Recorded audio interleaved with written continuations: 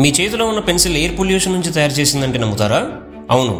ఇప్పుడు ఇది ఎయిర్ పొల్యూషన్ని తగ్గించడంలో ఒక యూనిక్ అండ్ యూస్ఫుల్ ఐడియాగా మారబోతుంది. మన దేశంలో ఎయిర్ పొల్యూషన్ పెరిగిపోతుంది అని మనం చాలాసార్లు వినే ఉంటాం. మనం నడిపే వెహికల్స్ వల్ల, ఫ్యాక్టరీస్ నుంచి విడుదలయ్యే వేస్టేజ్ వల్ల ఇలా చాలా రకాలుగా ఎయిర్ పొల్యూషన్ పెరుగుతుంది. దీనిని ఎలాగైనా తగ్గించాలనే ఉద్దేశంతో చాలామంది సైంటిస్టులు అనేక రకాల పరిశోధనలు చేస్తున్నారు.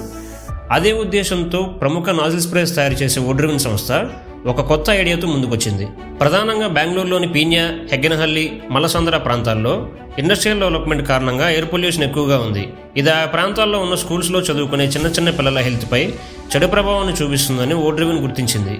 దీని మీద ప్రజల్లో అవేర్నెస్ తీసుకురావాలనే ఉద్దేశంతో ఆయా ప్రాంతాల్లో ఉన్న స్కూల్స్లో ఎయిర్ ఫిల్టర్స్ని ఏర్పాటు చేసింది.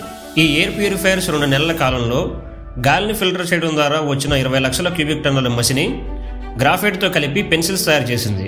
వీటిని పొల్యూషన్ పెన్సిల్స్ అనే పేరుతోనే అమ్ముతుంది. వీటిని అమ్మడం ద్వారా వచ్చిన డబ్బుతో దేశంలోని ఇతర పొల్యూటెడ్ ప్రాంతాల్లో ఎయిర్ ప్యూరిఫైయర్స్ని ఏర్పాటు చేయాలని భావిస్తుంది.